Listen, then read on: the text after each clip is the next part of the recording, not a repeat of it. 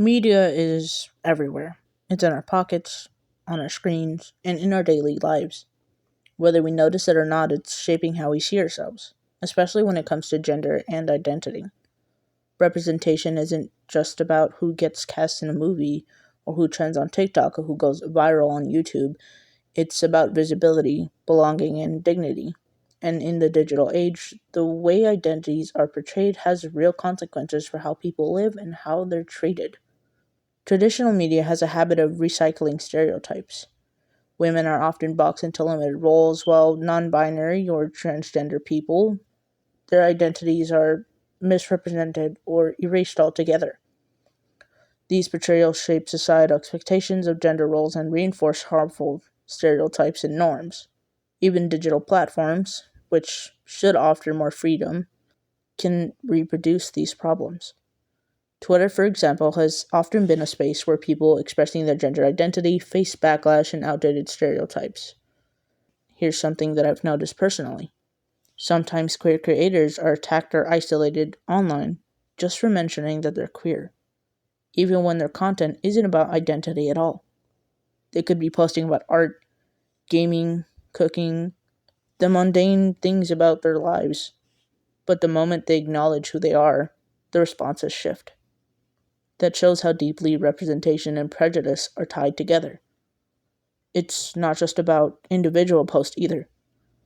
Structural barriers like media ownership, editorial bias, and algorithmic filtering sustain these portrayals.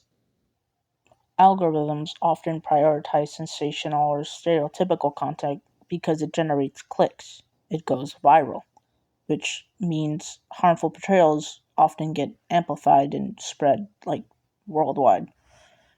Ethics matter because media isn't neutral. It can either affirm people or erase them. The internet also opens new possibilities for identity expression.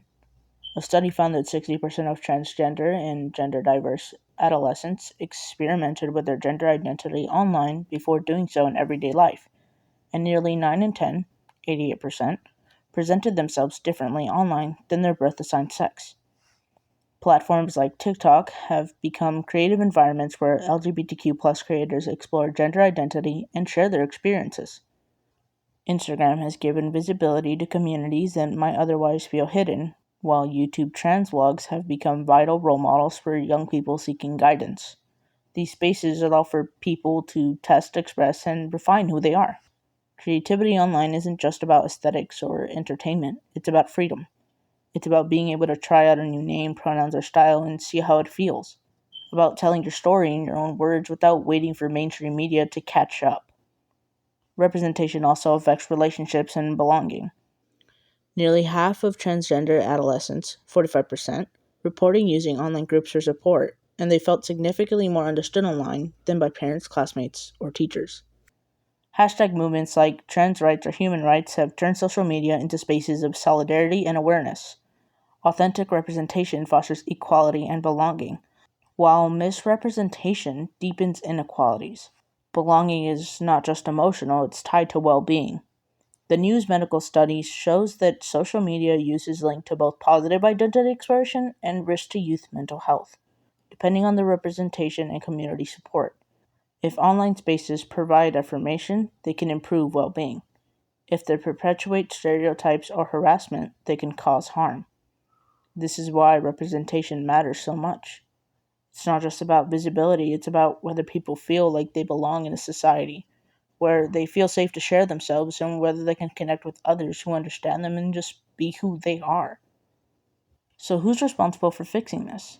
Scholars suggest strategies like media literacy education, inclusive regulatory frameworks, and algorithmic reforms to counteract misrepresentation. Platforms and creators have a duty to portray identities authentically. Audiences, that's us, also play a role by critically evaluating the content we consume. Representation doesn't just affect culture, it affects mental health. If platforms fail to regulate harmful content, marginalized groups suffer. If they promote authentic representation, they foster equity and belonging. Choosing authentic representation is choosing equity. And responsibility isn't just about avoiding harm, it's about actively creating spaces where diverse identities can thrive. That means designing algorithms that don't reward stereotypes, teaching media literacy so audience can spot bias, and amplifying voices that have historically been silenced. Responsibility is about building a healthier digital environment for everyone. The digital age is redefining what it means to be human. Ethics, creativity, relationships, and responsibilities all show up in how media represents gender and identity. Representation matters because it shapes visibility, equality, and belonging. And if we want a more inclusive world, we have to take it seriously. Media isn't just entertainment, it's a cultural force that shapes identity and community.